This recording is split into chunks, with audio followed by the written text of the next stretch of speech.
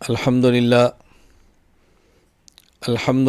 وحدہ لا شریک لہ والصلاة والسلام علی من لا نبی بعد وعلی آلہ واصحابہ الذین اوفوا عہدا اما بعد فاعوذ باللہ من الشیطان الرجیم بسم اللہ الرحمن الرحیم ان الدین عند اللہ الاسلام اللہم صلی علی محمد وعلی آل محمد کما صلیت علی ابراہیم وعلی آل ابراہیم انک حمید مجید اللہم بارک علی محمد وعلی آل محمد کما بارکت علی ابراہیم وعلی آل ابراہیم انک حمید مجید۔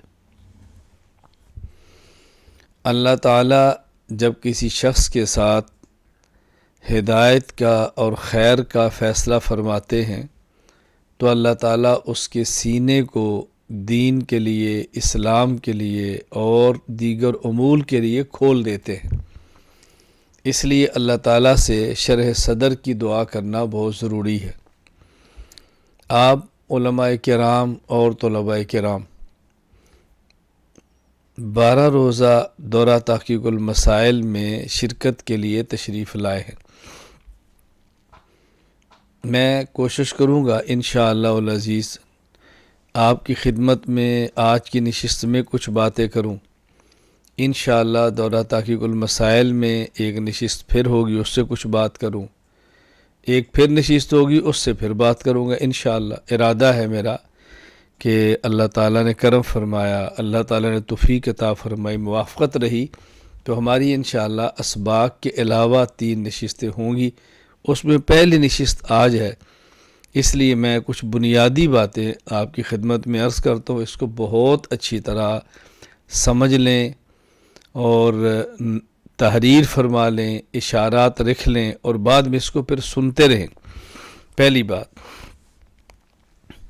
ہمارا تعارف کیا ہے، ہم کون ہیں؟ ہمارا تعارف یہ ہے کہ دین ہمارا اسلام ہے، مسلک ہمارا اہل سنت والجماعت ہے، مذہب ہمارا احناف ہے، منہج ہمارا دیوبندیت ہے۔ پہلی بات کہ ہمارا تعارف، اسلام یہ ہمارا دین ہے، اہل سنت والجماعت یہ ہمارا مسلک ہے، حنفیت یہ ہمارا مذہب ہے، دیوبندیت یہ ہمارا منہج ہے۔ دین، مسلک، مذہب اور منہج، ان میں فرق کیا ہے؟ دین نام ہے قطعیات کا، جس کی بنیاد پر اسلام اور کفر کا فیصلہ ہوتا ہے، اور دین صرف اور صرف ایک ہی ہے جس کا نام ہے دین اسلام۔ اس کے علاوہ باقی ادیان وہ کفر ہیں۔ قرآن کہتا ہے وَمَن يَبْتَغِ غَيْرَ الْإِسْلَامِ دِينًا فَلَن يُقْبَلَ مِنْهُ، جو شخص اسلام کے علاوہ کوئی اور دین لائے گا، کوئی اور دین تلاش کرے گا، کوئی اور دین رکھے گا، اللہ تعالیٰ اس کو ہرگز قبول نہیں فرمائیں گے۔ ان الدین عند اللہ الاسلام، دین اللہ تعالیٰ کے ہاں صرف اور صرف اسلام ہے۔ مسلک یہ نام ہے ظنیات کا، یعنی وہ نصوص جو قطعی نہیں ظنی ہیں، ان سے جو بات ثابت ہوگی اس کو مسلک کہیں گے۔ تو مسلک کی بنیاد پر اسلام اور کفر کا فیصلہ نہیں ہوتا، بلکہ مسلک کی بنیاد پر سنت اور بدعت کا فیصلہ ہوتا ہے۔ یہ شخص اہل سنت والجماعت ہے اعتقاداً، اور یہ شخص اہل بدعت، اہل ضلالت ہے اعتقاداً۔ تو یہ اعتقادی بدعتی ہے، اعتقادی سنی ہے۔ تو مسلک ظنیات کا نام ہے، اس کی بنیاد پر اسلام اور کفر کا فیصلہ نہیں ہوتا۔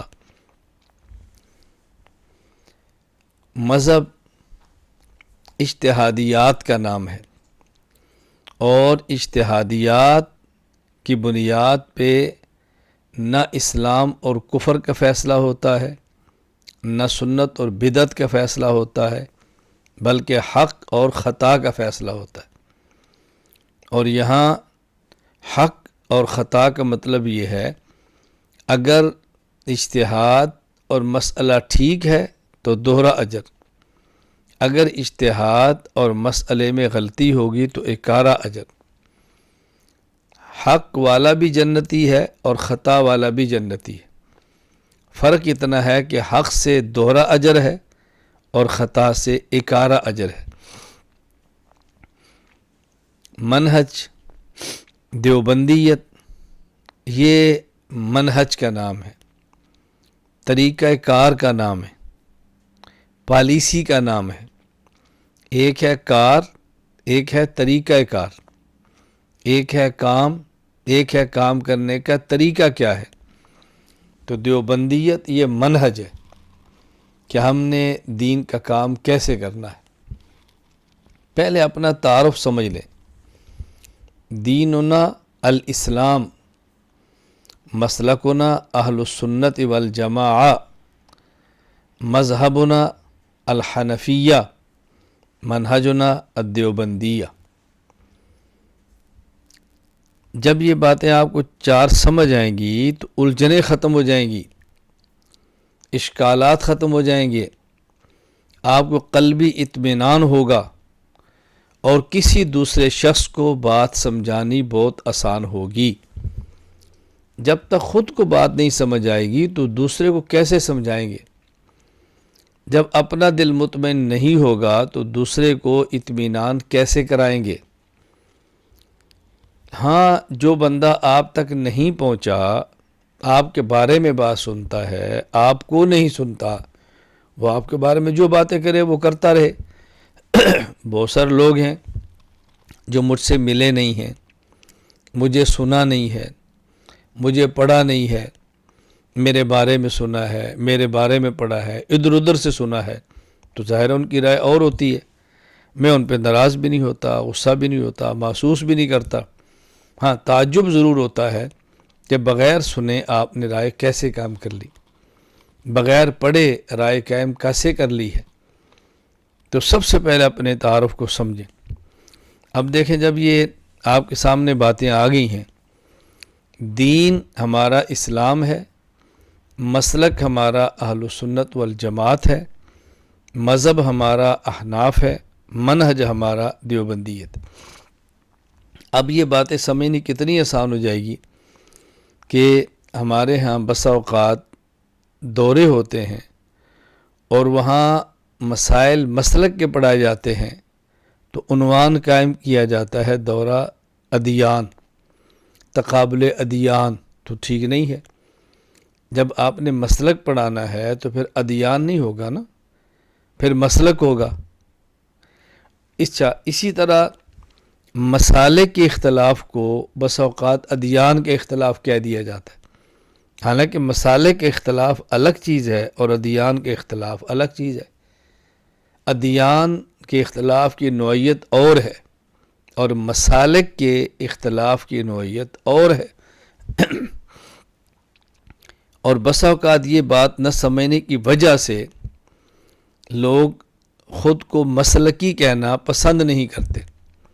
وہ سمجھتے ہیں کہ مسلک فرقہ واریت ہے، یہ شرارت ہے، یعنی میں مسلک کی نہیں ہوں، میں مسلک کی بات نہیں کرتا۔ بس اوقات یوں کہہ دیتے ہیں میں تو مسلک کی بات نہیں کرتا۔ بھئی جب ہم اہل السنت ہیں تو اہل السنت والجماعت کی بات کیوں نہیں کرتے؟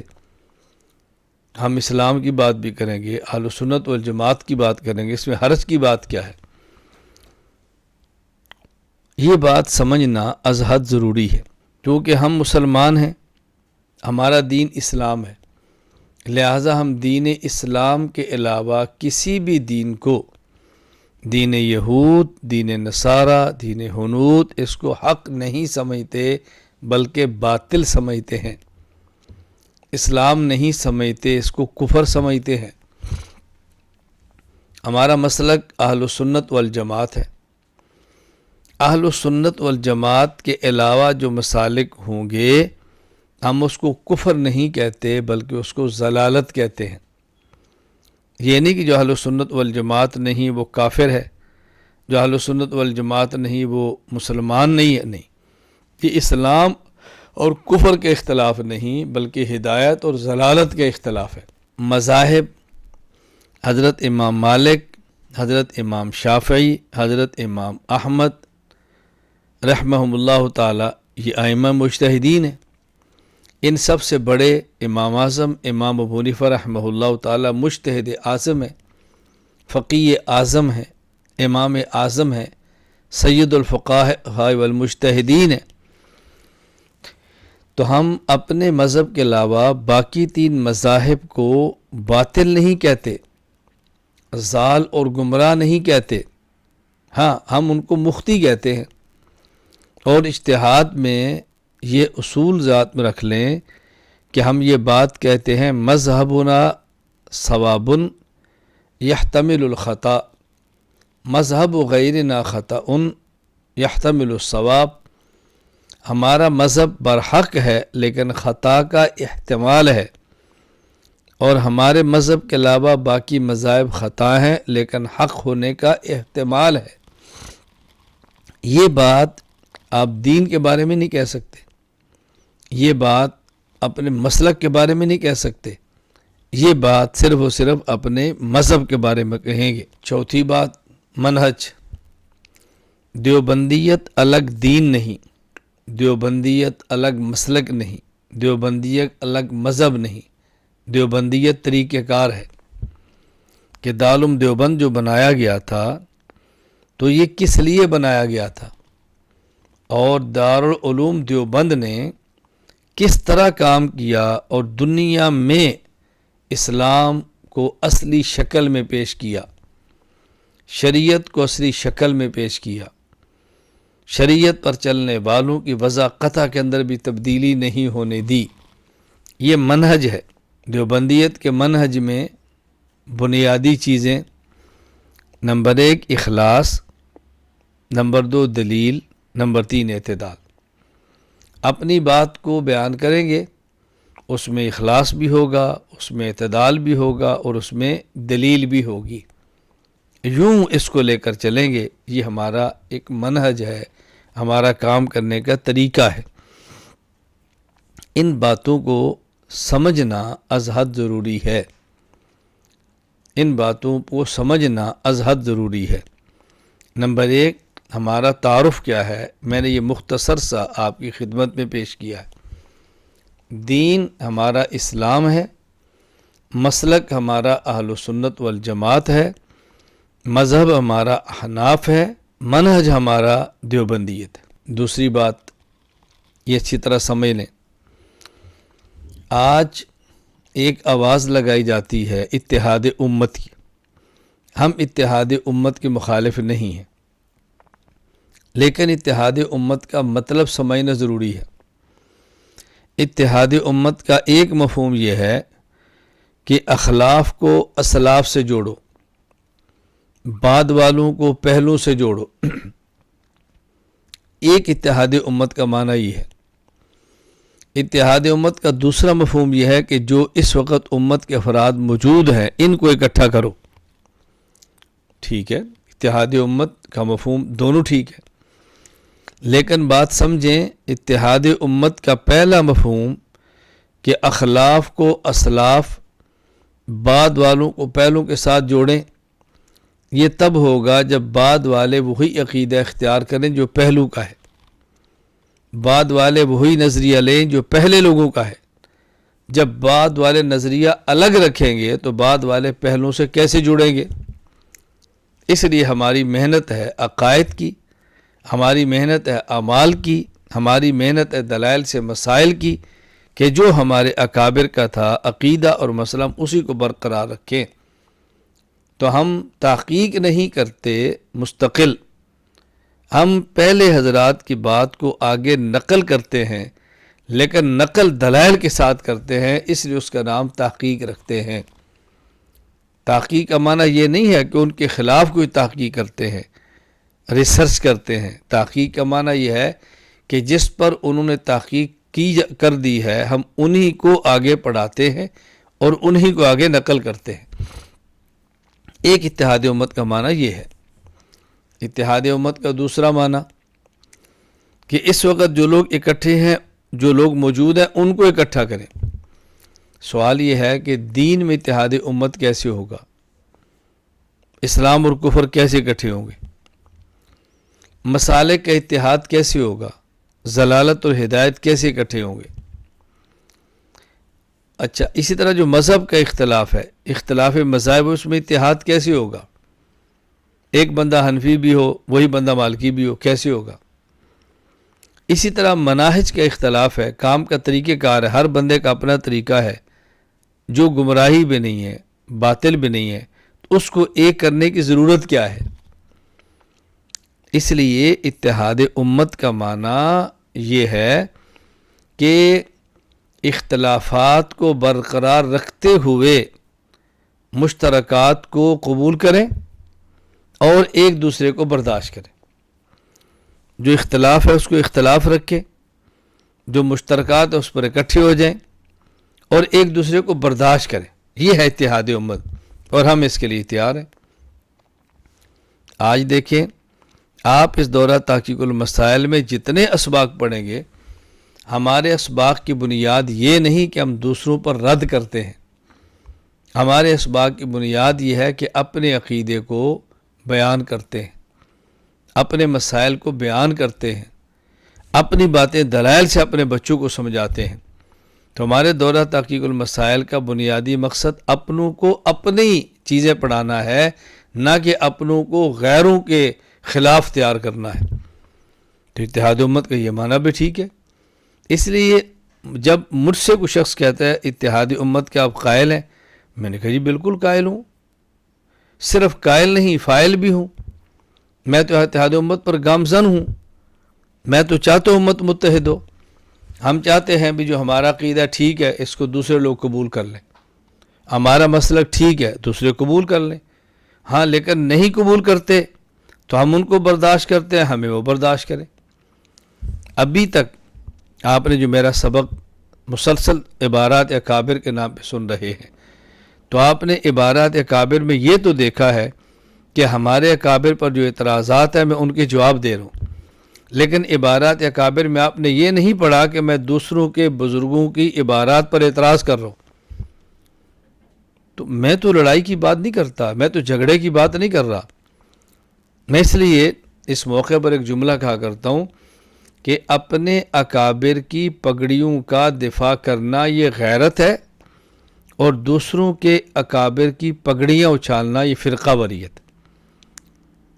میں اپنے اکابر کی پگڑیوں کا دفاع کرتا ہوں جو کہ غیرت ہے، اور دوسروں کے اکابر کی پگڑیاں نہیں اچھالتا جو کہ فرقہ واریت ہے۔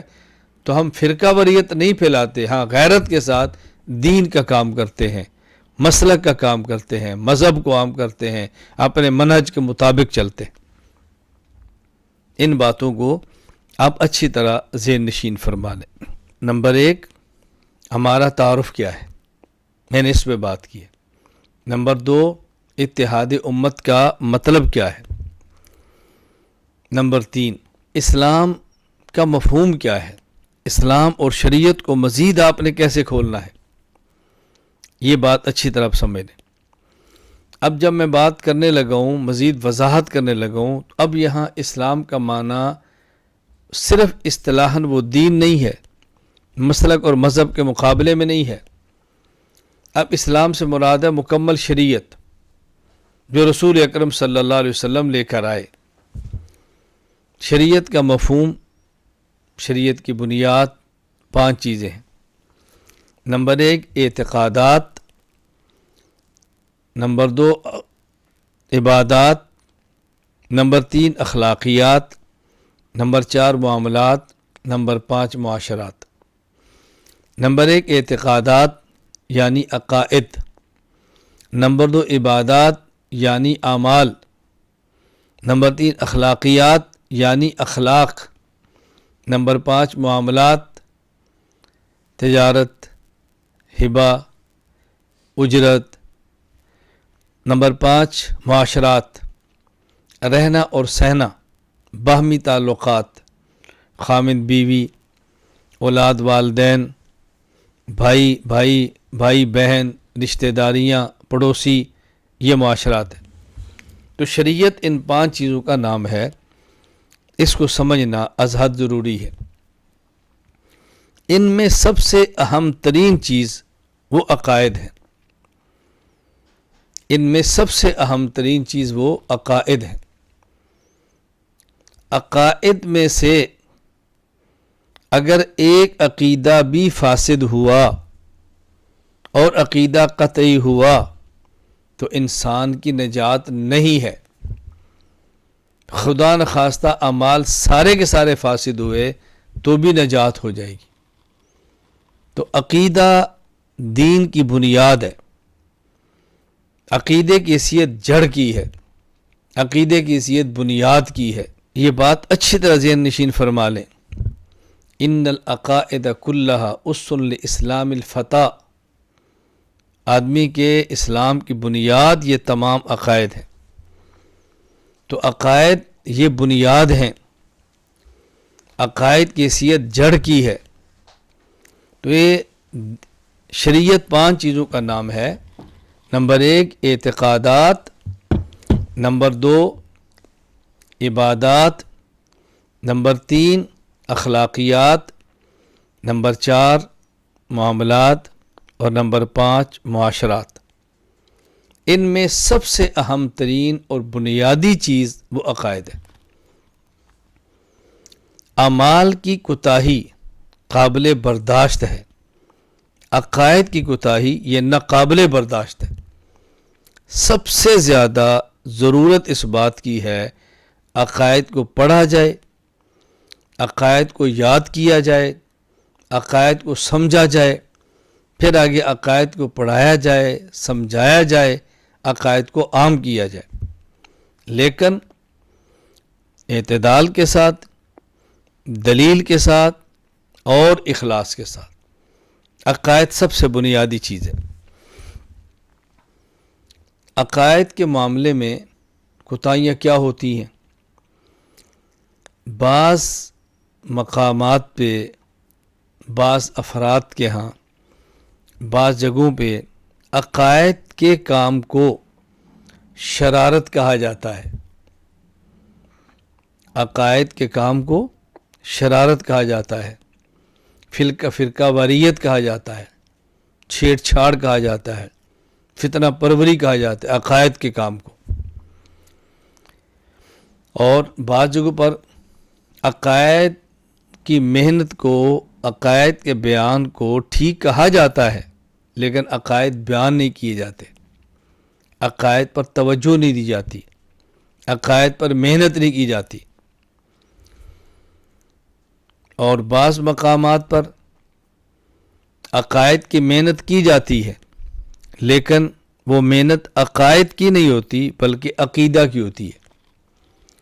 یعنی بعض حضرات محنت کریں گے ایک عقیدے پر، اس کا نام ہے توحید۔ بعض محنت کریں گے ایک عقیدہ پر، اس کا نام ہے ختم نبوت۔ بعض محنت کریں گے ایک عقیدہ پر، اس کا نام ہے مقام صحابہ، دفاع صحابہ۔ سب مبارک کام ہے، کرنے والے کام ہیں، میں کسی کی تردید نہیں کرتا، تائید کرتا ہوں، کرنے والے ہیں۔ تو ختم نبوت پہ کام کرتے ہوئے روافض کو برداشت کر لیا جاتا ہے، مدح صحابہ بیان کرتے ہوئے اہل بدعت کو برداشت کر لیا جاتا ہے۔ ہم کسی کی پالیسی کی انکار نہیں کرتے، کسی کے تردید نہیں کرتے، کسی کو برا نہیں کہتے، میں اپنی پالیسی بتا رہا ہوں کہ ہمارے یہاں کام کا منہج کیا ہے۔ تو کہیں عقائد کی بجائے عقیدہ بیان ہوتا ہے، ہم عقائد مکمل بیان کرتے ہیں، ایک عقیدے کی بات نہیں کرتے، تمام عقائد کی بات کرتے، عقیدہ توحید بھی، عقیدہ ختم نبوت بھی، عقیدہ مقام و دفاع صحابہ بھی رضی اللہ عنہم، اور دیگر جو بھی عقائد ہیں، عصمت انبیاء ہے، حیات النبی ہے، ثواب و عذاب قبر ہے، جو بھی عقائد ہیں، ہم تمام عقائد کی بات کرتے ہیں۔ پھر جہاں عقائد پر کام ہوتا ہے تمام پر، اگر کسی جگہ عقائد پر کام ہو تو عقائد کے ساتھ ساتھ خانقاہی ماحول نہیں ہوتا، اللہ اللہ کی آوازیں نہیں آتی، اعمال پر توجہ کم ہوتی ہے۔ ہم عقائد پر کام کرتے ہوئے مکمل خانقاہی ماحول بناتے ہیں۔ میں اس کو سمجھانے کے لیے 2 لفظ استعمال کرتا ہوں۔ کہیں عقائد کا کام ہوتا ہے جسے ہم کہتے ہیں نظریہ، وہاں خانقاہی کام نہیں ہوتا جسے ہم کہتے ہیں تزکیہ۔ نظریہ کی محنت ہوتی ہے، تزکیہ کی محنت نہیں ہوتی۔ نظریہ بیان کیا جائے گا، نظریاتی طور پہ افراد تیار کیے جائیں گے، لیکن پڑھنے والوں میں تہجد کی محنت کرنا، اشراق کی محنت کرنا، اوابین کی محنت کرنا، چاش کی محنت کرنا، ذکر کی محنت کرنا، تلاوت کی محنت کرنا، درود پاک کثرت سے پڑھانا، یہ جو محنت ہے ساتھ یہ نہیں ہوتی۔ اور جہاں خانقاہی ماحول ہے، تزکیہ ہوتا ہے، اللہ اللہ سکھایا جاتا ہے، مراقبے کیے جاتے ہیں، وہاں مستقل عقائد پر کام نہیں ہوتا۔ میں اس کو سمجھانے کے لیے کہتا ہوں، کہیں نظریہ سکھایا جاتا ہے، نظریہ پڑھایا جاتا ہے، نظریہ بیان کیا جاتا ہے، نظریے کو کھولا جاتا ہے، نظریاتی افراد تیار کیے جاتے ہیں، لیکن تزکیہ نہیں ہوتا، وہاں صوفی تیار نہیں ہوتے، خانقاہی ماحول نہیں بنتا، اللہ اللہ کی صدائیں بلند نہیں ہوتی۔ کہیں صوفی تیار ہوتے ہیں، خانقاہوں کا ماحول ہوتا ہے، اللہ اللہ کی صدائیں گونجتی ہیں، لیکن وہاں نظریہ پر کام نہیں ہوتا۔ تو ہم نے کوشش کی ہے یہاں نظریہ بھی ہو، تزکیہ بھی ہو،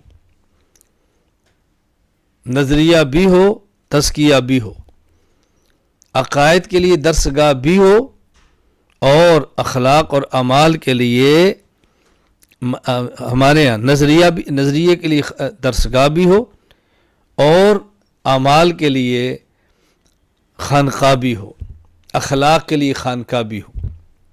ان چیزوں کو اکٹھا کریں۔ میں اس کو مزید پھیلا کر یہ بات بھی کہتا ہوں کہ بعض مقام پہ دارالفتاء ہے، مسائل دلائل سے بیان کیے جاتے ہیں، کہیں درسگاہ ہے، عقائد ٹھوک کے بیان کیے جاتے ہیں، جرأت سے بیان کیے جاتے ہیں، کہیں خانقاہ ہے، اللہ اللہ کیا جاتا ہے، درسگاہ ہے عقائد کی، دارالفتاء ہیں مسائل کے، اور خانقاہیں ہیں اللہ اللہ کے لیے۔ ہم نے کوشش کی ہے، آپ آنکھوں سے دیکھ رہے ہیں، کہ ایسا مرکز بنائیں جہاں عقائد کی درسگاہ بھی ہو، مسائل کے لیے دارالفتاء بھی ہو، اور اخلاق اور درست اعمال کرنے کے لیے خانقاہ بھی ہو۔ آپ کے سامنے موجود ہے، یہاں تخصص فی العقائد الاسلامیہ بھی ہے، تخصص فی الافتاء بھی ہے، اور اخلاق کے لیے خانقاہ بھی ہے۔ میری یہ تمنا بھی ہے، اور صرف تمنا نہیں، میری کوشش بھی ہے کہ دنیا بھر میں ایسے مراکز قائم کر دیے جائیں جہاں عقائد کی درسگاہ بھی ہو، مسائل کے لیے دارالفتاء بھی ہو، اور اخلاق کے لیے خانقاہ بھی ہو۔ یہ تینوں ایک جگہ پہ ہوں، ایسی جگہ بنا دی جائیں اور ایسے افراد تیار کیے جائیں۔ اس بنیاد پر ہم تخصص بھی کراتے ہیں، اس بنیاد پر ہم کتب بھی پڑھاتے ہیں، اس بنیاد پر خانقاہ میں بلا کے اللہ اللہ بھی کراتے ہیں۔ ابھی آپ طلباء کرام، علماء اعظام تشریف لائے ہیں پڑھنے کے لیے، آپ دیکھ رہے ہیں عقائد بھی سکھائے جا رہے ہیں، مسائل پر بھی بات ہو رہی ہے، اور تہجد کی ترغیب دی جا رہی ہے، فجر کے بعد اشراق تک اللہ اللہ کرایا جا رہا ہے، اوابین کی ترغیب دی جا رہی ہے، اشراق پر ترغیب دی جا رہی ہے۔ کوشش ہماری یہ ہے کہ یہاں سے تیار ہونے والا شخص عقائد میں متکلم بھی بنے، مسائل میں مفتی بھی بنے، اور اللہ اللہ اور اخلاق میں صوفی بھی بنے، متکلم بھی ہو، مفتی بھی ہو، اور صوفی بھی ہو، تصوف بھی عوام کے سامنے پیش کرے، علماء کے سامنے پیش کرے۔ تو یہ میں نے مختصر سی گفتگو کی آپ کو سمجھانے کے لیے۔ نمبر 1 ہمارا تعارف کیا ہے، نمبر 2 اتحاد امت کا مطلب کیا ہے، نمبر 3 ہمارے مرکز میں کیا پڑھایا جاتا ہے، کیا سکھایا جاتا ہے، کیا طلباء کو خدمت میں پیش کیا جاتا ہے۔ اس لیے میں یہاں آنے والے طلباء سے ایک بات کہتا ہوں، بطور خاص جو طلباء مجھ سے بیعت ہوتے ہیں، اور علماء سے میں کہتا ہوں جو مزید افراد تیار کرنا چاہتے ہیں، کوئی طالب علم اولیٰ سے لے کر تخصص تک، اولیٰ سے لے کر دورہ حدیث تک، ہر سال ہمارے پاس 12 دن کا دورہ تحقیق المسائل کرے، فراغت کے بعد 1 سالہ تخصص فی العقائد الاسلامیہ کرے اور ہماری ترتیب کے مطابق کرے، اس کے بعد پوری دنیا میں جہاں جاہدین کا کام کریں، انشاءاللہ ثم انشاءاللہ۔ میں اسباب کو دیکھ کر یہ بات کہتا ہوں کہ عقائد اور دین کی محنت میں وہ ناکام نہیں ہوگا انشاءاللہ۔ طلبہ اس پر توجہ دیں، اس پر محنت کریں۔ اب بھی تشریف لائے ہیں، آپ کو تقریباً 1 ہفتہ ہو گیا ہے یہاں پڑھتے ہوئے، مزید 1 ہفتہ باقی ہے۔ آپ نے عقائد بھی پڑھنے ہیں، آپ نے مسائل بھی پڑھنے ہیں، اور آپ نے اپنا تزکیہ بھی کرنا ہے، اللہ اللہ بھی کرنا ہے، خانقاہی نظام بھی سمجھنا ہے، خود کو اللہ سے بہت مضبوط اپنا تعلق اللہ تعالیٰ کی ذات سے قائم کرنا ہے۔ یہ بات آپ اچھی طرح ذہن نشین فرما لیں۔ عام طور پر مدارس میں اس حد تک بات کی جاتی ہے، طلباء کو یہ بات سمجھائی جاتی ہے۔ میں اپنے ہاں آنے والے ہر عالم کو، ہر طالب علم کو، ہر طالب اصلاح کو ایک بات اور کہتا ہوں، اور بڑی تاکید سے کہتا ہوں۔ ہمارے ملک کا نام پاکستان ہے، اسلامی جمہوریہ پاکستان۔ ہمارے خطے کا نام پاکستان ہے، ہمارا شناختی کارڈ پاکستان کا ہے، پاسپورٹ آپ کا پاکستان کا ہے، آپ کی نیشنلٹی پاکستانی ہے، آپ کی جنسیت پاکستانی ہے، آپ پاکستانی ہیں۔ اپنے ملک کے ساتھ وفاداری کریں، اپنے ملک کی حفاظت کریں، اپنے ملک کو خانہ جنگی سے بچائیں، اپنے ملک کو فرقہ واریت کی آگ سے بچائیں، اپنے ملک کی حفاظت کریں، اپنے ملک کا خیال فرمائیں، اپنے ملک کو بچائیں۔ جس حد تک اللہ تعالیٰ توفیق عطا فرمائے اپنی توانائی اس پہ خرچ کریں، اور جو بات میں نے سمجھانی ہے اس کو اچھی طرح پلے باندھ لیں۔ پاکستان بنا ہمارے اکابرین نے بنایا، حکیم الامت مولانا اشرف علی تھانوی رحمہ اللہ تعالی، شیخ الاسلام ظفر احمد عثمانی رحمہ اللہ تعالی، شیخ الاسلام علامہ شبیر احمد عثمانی رحمہ اللہ تعالی، مفتی دارالعلوم دیوبند مفتی محمد شفیع صاحب رحمہ اللہ تعالی۔ یہ حضرات بنیادی ہیں پاکستان کو بنانے والے۔ یہ نقطہ اچھی طرح سمجھ لیں، جب ہندوستان تقسیم ہوا، اختلاف ہوا، خود ہمارے اکابر علماء دیوبند کے درمیان اختلاف ہوا، وہ اختلاف اس پہ نہیں تھا کہ پاکستان بنانا یا نہیں بنانا، وہ اختلاف اس پہ تھا کہ ہند کو تقسیم کرنا ہے یا نہیں کرنا۔ تقسیم ہند الگ چیز ہے، قیام پاکستان الگ چیز ہے۔ شیخ الاسلام سید حسین احمد مدنی رحمہ اللہ تعالی اور کچھ اکابر کی رائے یہ تھی کہ ہند کو تقسیم نہیں ہونا چاہیے، اس سے نقصانات ہوں گے۔ حضرت تھانوی رحمہ اللہ کی رائے یہ تھی نہیں، ہو جائے، اس سے الگ ملک بن جائے تو فائدہ ہونا چاہیے۔ تو تقسیم ہند کا نتیجہ قیام پاکستان ہے۔ وہ اپنی اپنی رائے تھی، لیکن پاکستان کو بنایا ہمارے اکابر نے ہے۔ ایک ہے مغربی پاکستان، ایک ہے مشرقی پاکستان۔ مغربی پاکستان جہاں پہ ہم ہیں، مشرقی پاکستان بنگلہ دیش۔ مشرقی پاکستان میں بھی پرچم دیوبند کے شیخ التفسیر، دیوبند کے استاد الحدیث علامہ ظفر احمد عثمانی لہرا رہے ہیں۔ مغربی پاکستان میں بھی دیوبند کے شیخ التفسیر، دیوبند کے استاد الحدیث علامہ شبیر احمد عثمانی لہرا رہے ہیں، اور صرف لہرا نہیں رہے، بانی پاکستان قائد اعظم محمد علی جناح رحمہ اللہ تعالی ان سے پاکستان کا پرچم لہروا رہے ہیں کہ آپ یہ لہرائیں، آپ یہ لہرائیں۔ تو پاکستان ہمارے اکابر نے بنایا ہے، پاکستان ہمارے اکابر کا ہے، پاکستان ہمارا ہے، ملک ہمارا ہے۔ کسی ایسی تحریک کا حصہ کبھی نہ بنے جو اس ملک کو توڑنے کا سبب بنے، اس ملک کو ٹکڑے کرنے کا سبب بنے، اس ملک کو نقصان دینے کا سبب بنے۔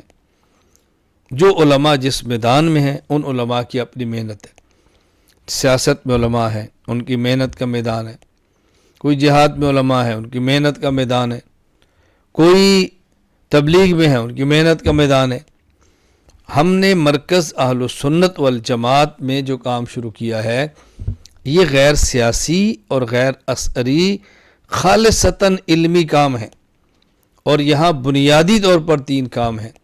نمبر 1 عقائد اور تمام عقائد، نمبر 2 مسائل اور جس حد تک ممکن ہے تمام مسائل، نمبر 3 اخلاق تربیت۔ تو عقائد کے لیے درسگاہ ہے، مسائل کے لیے دارالفتاح ہے، اور اخلاق کی اصلاح کے لیے خانقاہ ہے۔ یہاں آنے والا ہر عالم اور ہر طالب علم یہ سمجھے کہ یہ 3 چیزوں پر بات کرتے ہیں، 3 چیزوں کو سکھاتے ہیں، 3 چیزیں یہاں کی بنیاد ہیں۔ اس کو ذہن میں رکھ کے آپ تشریف لائیں گے تو کبھی آپ کو الجھن نہیں ہوگی، یہاں رہ کر پڑھیں گے تو کبھی آپ کو الجھن نہیں ہوگی، یہاں رہ کر محنت فرمائیں گے تو کبھی آپ کو الجھن نہیں ہوگی۔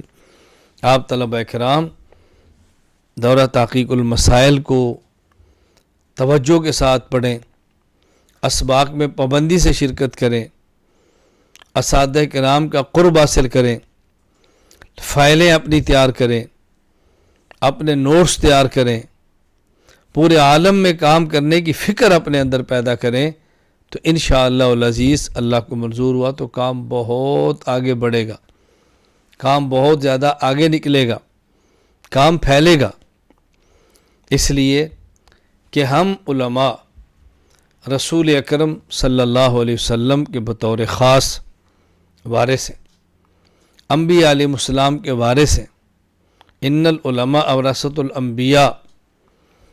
لہٰذا ہمارے پیغمبر چونکہ عالمی پیغمبر ہیں، ہم نے عالمی فکر کو سامنے رکھتے ہوئے، عالمی سوچ کو سامنے رکھتے ہوئے اپنا کام کرنا ہے۔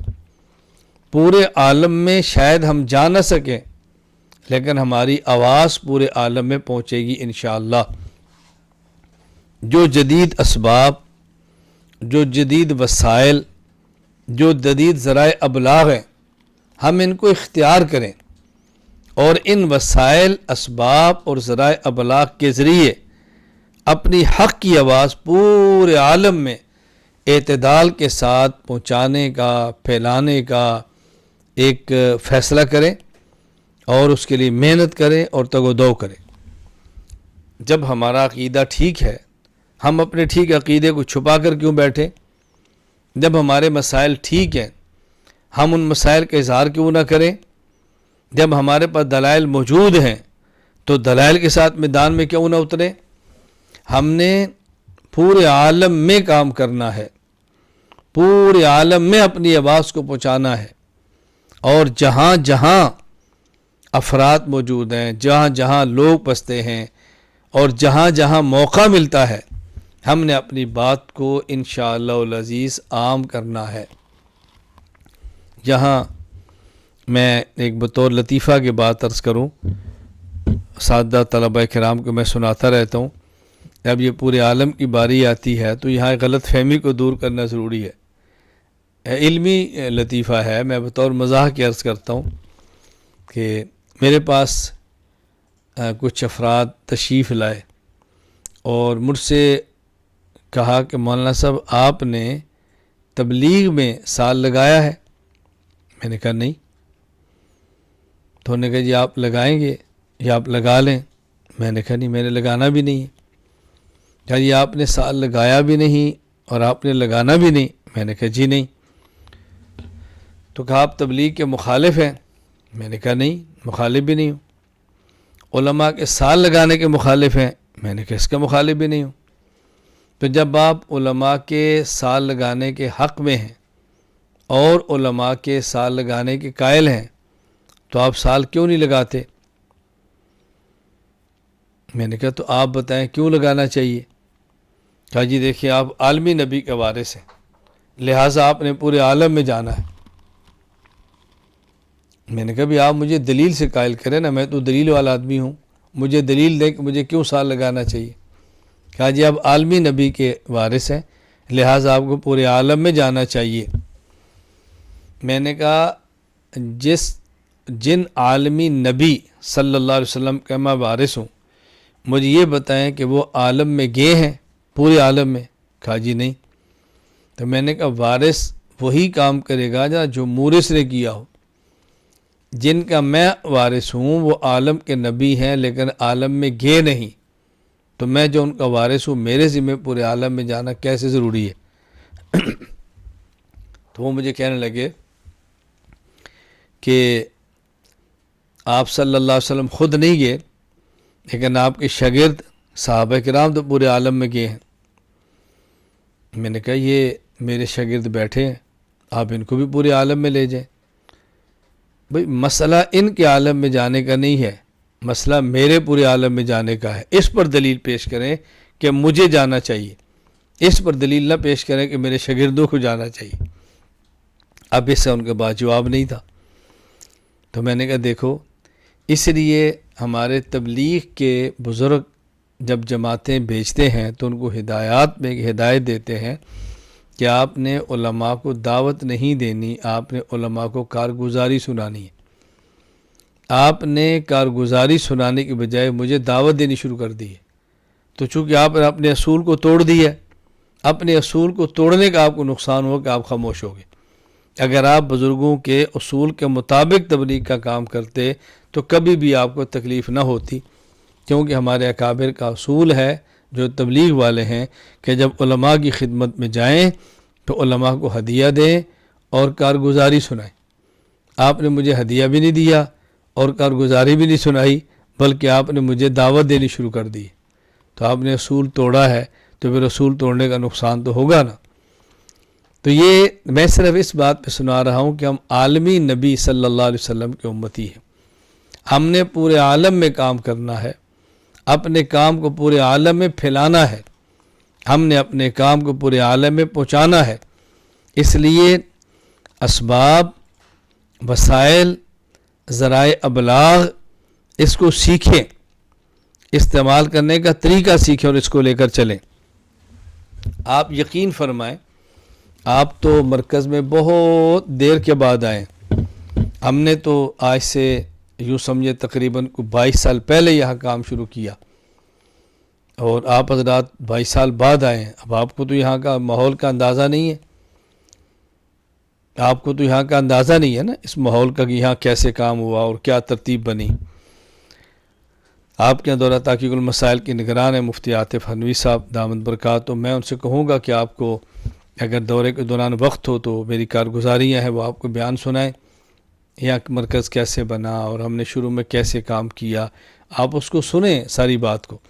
میں اس طرح بھی یہ سمجھانا چاہ رہا ہوں کہ جب کام کا آغاز کیا ہے اس وقت کی بات ہے، میڈیا پر ہم نے کام کیا تو ہمارے تمام علماء تقریباً اس بات پر متفق تھے کہ اس میڈیا کا استعمال کرنا جائز نہیں ہے، یہ ویڈیوز کا استعمال کرنا جائز نہیں ہے، لیکن میں تنہا تھا اور میں لگا رہا۔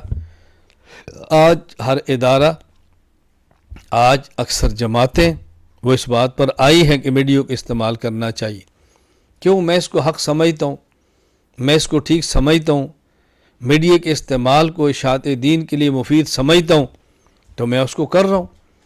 میں آپ حضرات سے بھی گزارش کروں گا اپنے عقائد پختہ کریں، دلائل کے ساتھ سیکھیں، شبہات کے جواب سیکھیں، مسائل کو دلائل کے ساتھ سیکھیں، اپنا تزکیہ، اپنی تربیت، اپنی اصلاح کروائیں، اور پھر ذرائع ابلاغ، جدید وسائل اور اسباب اختیار کریں اور اپنی آواز کو پورے عالم میں پھیلا دیں، اپنی آواز کو پوری دنیا میں پھیلائیں۔ تو آپ حضرات اس کی نیت فرمائیں کہ ہم انشاءاللہ العزیز اپنے عقائد کو دلائل کے ساتھ سیکھیں گے، مسائل کو دلائل کے ساتھ سیکھیں گے، اور جو وقت ہمارے پاس یا مرکز میں موجود ہے ہم انشاءاللہ العزیز توجہ کے ساتھ پڑھیں گے، اصولوں کی پابندی کریں گے، قوانین کی پابندی کریں گے، اللہ اللہ کی عادت بنائیں گے، اللہ اللہ کرنا اپنا مزاج بنائیں گے، گناہوں سے بچیں گے، گناہوں سے بچ کر دین کا کام کریں گے انشاءاللہ العزیز، پھر آپ دیکھیں اس کا کتنا فائدہ ہوتا ہے۔ اللہ تعالیٰ مجھے اور آپ سب کو دین کی مقبول خدمت کے لیے قبول فرما لے۔ بآخر دعوانا ان الحمدللہ رب العالمین، الحمدللہ رب العالمین، والصلاة والسلام علی رسولہ وعلی آلہ واصحابہ اجمعین۔ ربنا ظلمنا انفسنا وان لم تغفر لنا وترحمنا لنکونن من الخاسرین۔ ربنا آتنا فی الدنیا حسنۃ وفی الآخرۃ حسنۃ وقنا عذاب النار۔ رب اغفر وارحم وانت خیر الراحمین۔ اللہم طہر قلوبنا من النفاق واعمالنا من الریا والسنتنا من الکذب واعیننا من الخیانہ فانک تعلم خائنۃ الاعین وما تخفی الصدور۔ اے اللہ کریم ہم سب کو گناہوں سے محفوظ فرما، گزشتہ گناہوں کو اپنے کرم سے معاف فرما۔ اے اللہ دین کی مقبول خدمت کے لیے قبول فرما۔ اللہم انا نسألک رضاک والجنہ ونعوذ بک من سخطک والنار۔ اللہم طہر قلوبنا من النفاق واعمالنا من الریا والسنتنا من الکذب واعیننا من الخیانہ فانک تعلم خائنۃ الاعین وما تخفی الصدور۔ اے اللہ کریم اپنے فضل سے، اپنے کرم سے ہمیں وہ نیک اعمال کرنے کی توفیق عطا فرما جو دین کی خدمت کا ذریعہ بنے۔ اے اللہ کریم ان گناہوں سے ہماری حفاظت فرما جو دین سے محروم ہونے کا سبب بنے۔ اے اللہ کریم جو حضرات تشریف لائے ہیں ان تمام کا آنا قبول فرما، ان کو دیر اور دور کے لیے قبول فرما، اپنے دین کی فہم اور سمجھ عطا فرما۔ اے اللہ کریم اس مرکز کو شاد اور آداب فرما، اس کے فیض کو پورے عالم میں عام فرما۔ اے اللہ اس کے فیض کو پورے عالم میں عام فرما۔ اے اللہ اس کے فیض کو پورے عالم میں عام فرما، شرور سے، فتنوں سے ہماری حفاظت فرما، دین کی خدمت کے لیے قبول فرما۔ وصلی اللہ تعالی علی رسول خیر خلقہ محمد وعلی آلہ وصحابہ اجمعین، آمین برحمتک یا ارحم الراحمین۔ السلام علیکم ورحمۃ اللہ وبرکاتہ۔